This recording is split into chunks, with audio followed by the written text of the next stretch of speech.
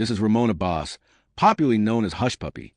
He's a Nigerian influencer known for posting photos and videos of his expensive lifestyle on Instagram, where he has 2,500,000 followers, and on Snapchat, where he had over 1 million subscribers. $40 million in cash, 13 luxury cars worth $6,800,000, 21 computers, 47 smartphones, and the addresses of nearly 2 million alleged victims. This was what was recovered by the Dubai police when he was arrested in June 2020. He was then taken to the United States of America by the FBI, where he remains. Court documents from the U.S., where he pleaded guilty to money laundering in April this year, revealed his involvement in a clandestine criminal operation that made the FBI tag him as one of the most high-profile money launderers in the world. His targets allegedly included a U.S. law firm, a foreign bank, and an English Premier League club. Well, Ramon Abbas is a high-level member of a transnational criminal enterprise out of West Africa that he and his group are responsible for millions and millions of dollars worth of fraud, which is known within the FBI as the business email compromise. But one of the things that was different about him is he flaunted all of his stuff. He really kind of put it in everybody's face like, hey, look at me. Look what I've done. Look at my helicopters I'm flying in. Look at the lifestyle I have. And that's one of the things that really caused his demise. Hushpuppi was born in Nigeria and raised in Owerishok, a low-income area in Lagos. Sometime around 2014, he moved to Malaysia, and by 2017, he moved to Dubai. With a lifestyle funded by money obtained by fraudulent means, how big of a scammer was Abbas?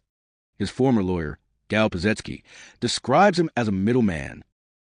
When you look at the bottom line here, as far as what Ramon is charged with or has allegedly done, and to what he pled guilty to, when you look at it specifically as to him, Ramon was not that big money launderer that the newspapers or the government has made him to be, in my opinion. He was more of maybe what I would call a middleman in some instances. I would say that most of these alleged schemes did not come to fruition. Court documents revealed his crimes cost victims almost $24 million. They revealed a scheme to steal more than $1,100,000 from a business person, funding a children's school in Qatar, and laundering of illicit funds in banks all over the world.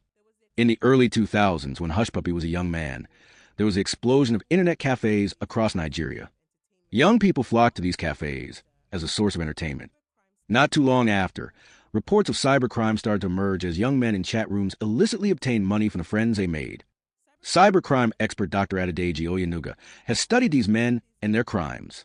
Cybercrime is evolving every time because when a particular technique is popular, the law enforcement will be trying to track down that particular technique, and then they discard it and look for another.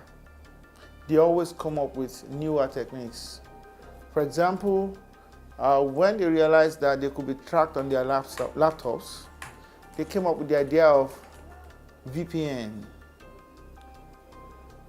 And when they realized that even some VPNs can be busted, they came up with the idea of buying logins from the dark web.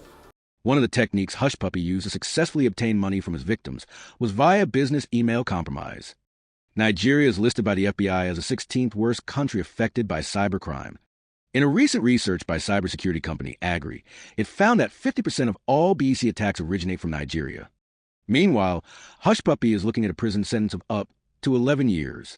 Law enforcement agencies hope that such high-profile arrests of Hushpuppi and his accomplices will deter other cybercriminals. As of October 2023, there haven't been any new significant developments regarding Hushpuppi's situation in prison. Don't forget to like and subscribe for more exciting news.